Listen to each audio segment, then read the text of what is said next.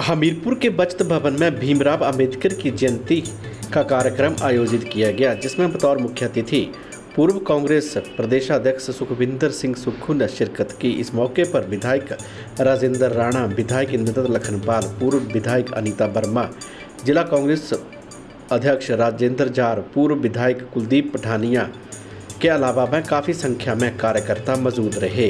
विधायक सुखविंदर सिंह सुक्खू ने कहा कि 131वीं भीमराव अंबेडकर की जयंती कांग्रेस के द्वारा धूमधाम से मनाई गई है। उन्होंने कहा कि संविधान निर्माता भीमराव अंबेडकर के कारण आज देश में आज़ादी के बाद 75 साल अपने पूरे किए हैं। इसके चलते आज पूरा देश भीमराव अंबेडकर को याद कर रहा है। सुखविंदर सिंह सुक्खू ने कहा कि बड़ी विडंबना की बात है कि प्रदेश सरकार के मुख्य सचिव पर देश के प्रधानमंत्री द्वारा जांच करने की मांग की जा रही है। मुख्य सचिव पर भ्रष्टाचार के आरोप लगे हैं। वहीं इन भ्रष्टाचार के आरोपों को लेकर मुख्यमंत्री तक को भी कोई पता नहीं है। उन्होंने कहा कि बड़ी चिंता की बात है कि देश के प्रधानमंत्री एक मुख्यमंत्री को पत्र लिखकर मुख्य सचिव की जांच करने के लिए कह रहे हैं। कांग्रेस संगठन में बदलाव की अटकलों को लेकर सुक्खू ने कहा कि बदलाव एक निरंतर प्रक्रिया है और कांग्रेस में 40 सालों के बाद एक बदलाव किया जा रहा है, जिससे प्रदेश की दशा और दिशा बदलेगी। उन्होंने कहा कि नई दिल्ली में हाईकमान के द्वारा प्रदेश में बदलाव को लेकर चर्चा की गई है। इसके बाद नीतिगत फैसला हुआ है कि विधानसभा क्षेत्र में किस तरह कांग्रेस चुनाव लड़ेगी। आम आदमी पार्टी का हिमाचल में रैलियां करने पर सुक्खू ने कहा कि लोकतंत्र में हर पार्टी को रैली करने का अधिकार है। उन्होंने कहा कि कांग्रेस पार्टी ही देन है जिसमें लोकतंत्र में यह सब अधिकार दिए गए हैं। उन्होंने तंज कसते हुए कहा कि कांग्रेस ने देश को बनाया है और लूटने का काम नरेंद्र मोदी ने किया है और अब आम आदमी पार्टी बांटने का काम कर रही है। सुखविंदर सिंह सुक्खू ने भाजपा पर तंज कसते हुए कहा कि आज प्रदेश में नौकरियां केवल धर्मपुर और सराज क्षेत्र में ही दी गई हैं और हमीरपुर क्षेत्र की अनदेखी की गई है, जहां से भाजपा की गंगा बहती थी। लेकिन जयराम ठाकुर ने मुख्यमंत्री बनते हुए 4.5 वर्षों में पूरी तरह से अनदेखी की है। साथ ही एक भी मंत्री पद हमीरपुर को नहीं दिया गया, क्योंकि भाजपा की राजनीति गुटों में बंटी हुई है, जिसके चलते राष्ट्रीय महासचिव को शिमला आना पड़ा। आज भीमराव अंबेडकर जी की 131वीं जयंती थी और जिला अनुसूचित जो हमारे होशियार सिंह जी है, इन्होंने कार्यक्रम रखा हुआ था। तो इस कार्यक्रम के संविधान में सभी कांग्रेस के कार्यकर्ताओं ने, क्योंकि जो संविधान निर्माता थे भीमराव अंबेडकर जी, जिस संविधान के कारण आज इस देश ने 75 वर्ष पूरे किए हैं और उस संविधान के कारण आम आदमी भी आज देश के प्रधानमंत्री बन जाते हैं, उन पर आज एक विचार व्यक्त किए गए और हम सब लोगों ने जो उन्होंने संविधान की रक्षा के लिए किया, हम सब लोगों से प्रेरणा लेते हैं।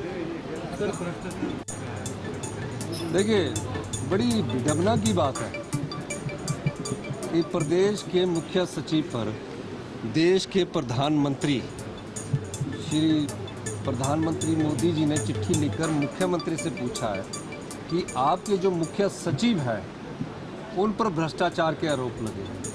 माननीय मुख्यमंत्री जी को अपने मुख्य सचिव पर भ्रष्टाचार के जो आरोप लगे उनके बारे में ज्ञान नहीं है।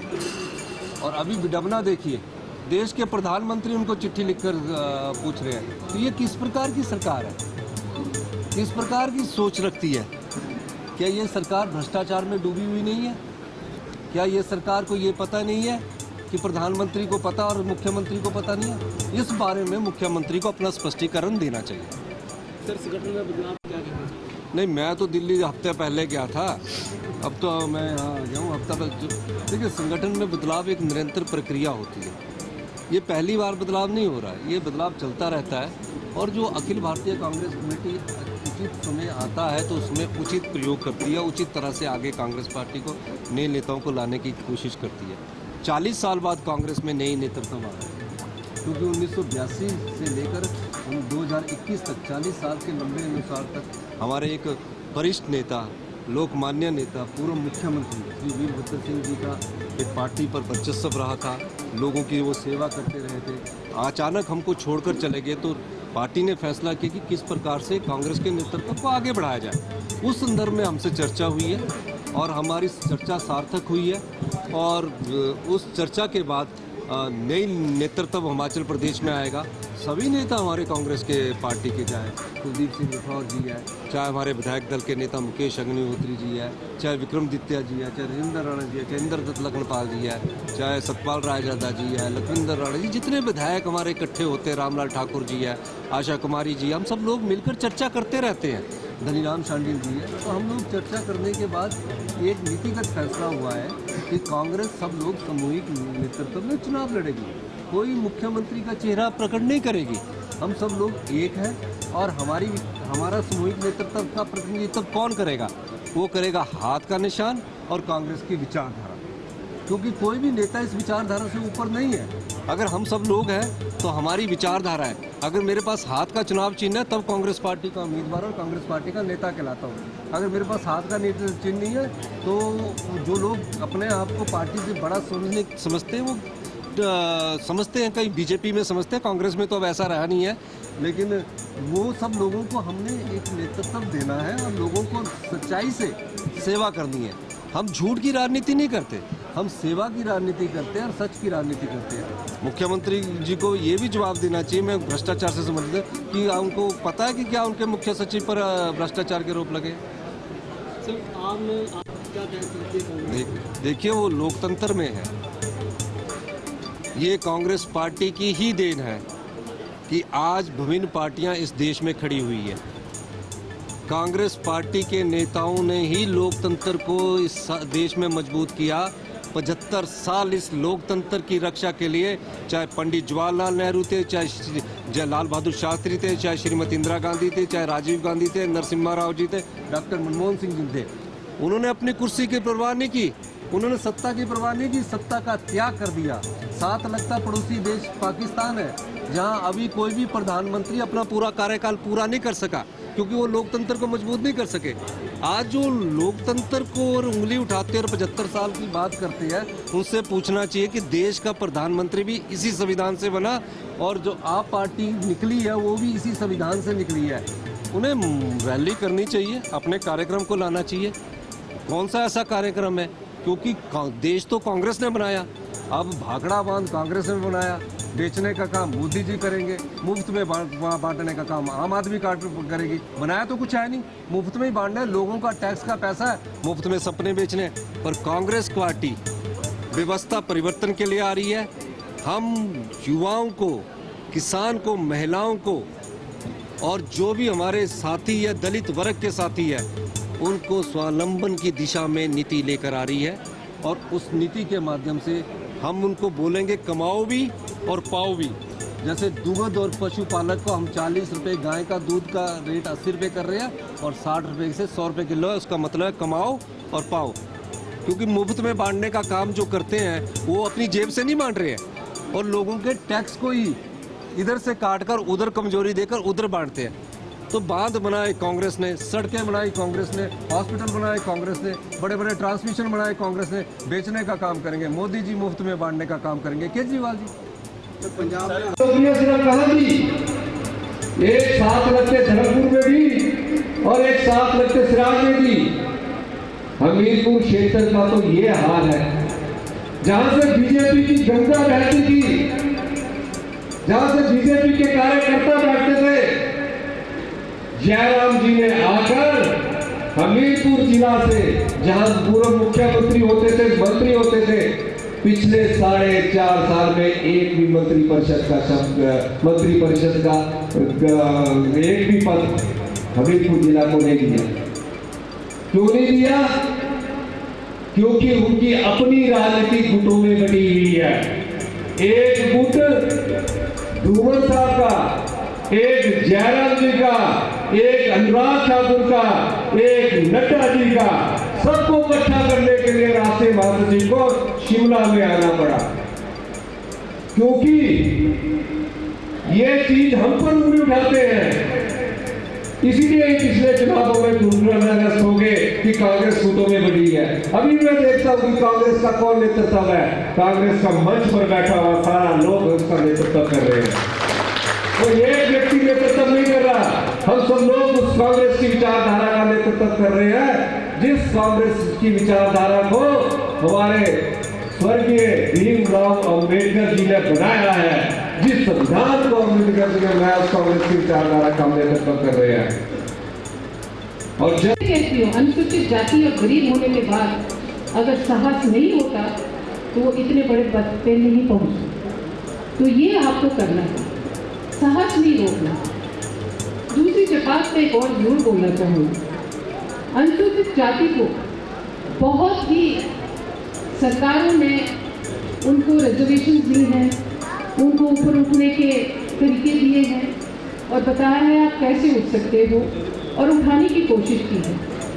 लेकिन कुछ हमारे भाई जो हैं वो अभी तक नहीं उठ सके। मैं यहाँ पर एक जरूर अपनी तरफ से बोलूँगी कि कुछ हमारे अनुसूचित जाति के जो भाई ऊंचाइयों पे पहुँच चुके हैं और अमीर हो चुके हैं, वो भी कोशिश नहीं करते अपने गरीब भाइयों को उठाने की।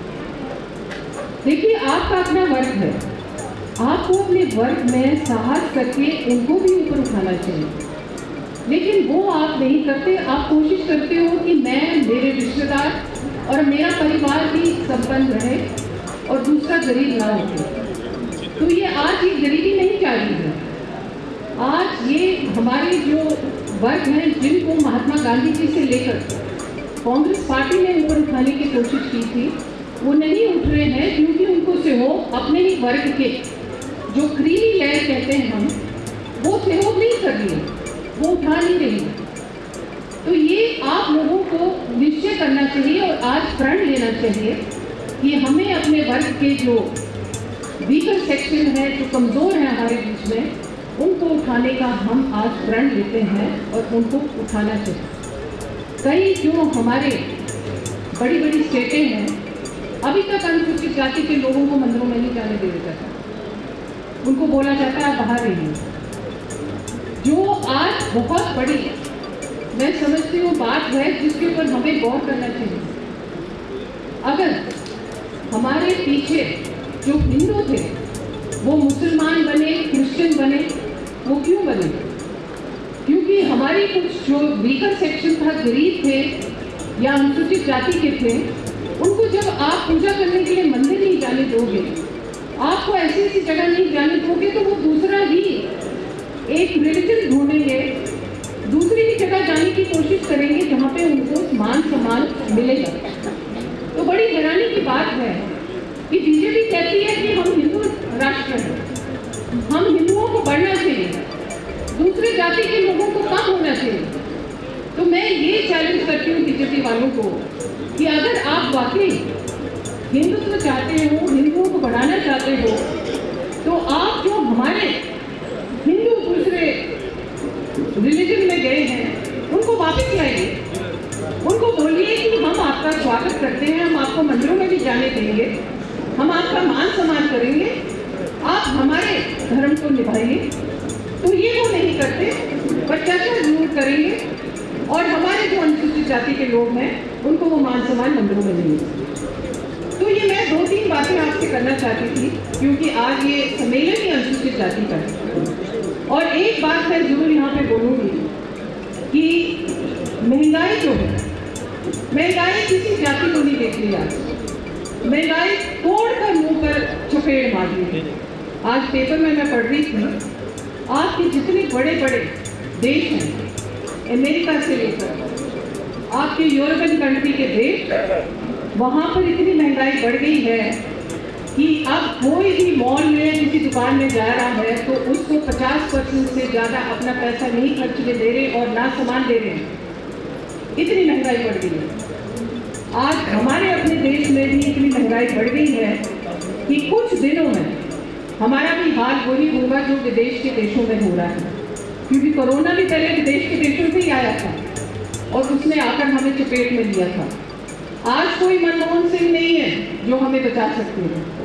मनमोहन सिंह जी ने हमें पीछे जब बहुत महंगाई हुई थी तो उस समय पर हमारी जो आर्थिक स्थिति थी पूरे दुनिया की, वो इतनी नीचे चली गई थी, पर मनमोहन सिंह जी ने उसको पकड़ के रखा था।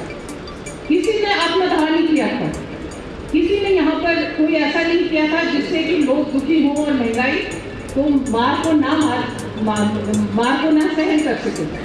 लेकिन आज वो परिस्थिति हिंदुस्तान में आ रही है कि इस महंगाई को नहीं सहा जा रहा है। जब मैंने अपने आप 1015 रुपये गैस के सिलेंडर के दिए, तब मुझे महसूस हुआ कि महंगाई कितनी जोर से आ रही है। मैं अगर तड़प रही हूँ 1015 रुपये के लिए, तो गरीब क्या सोच रहा है?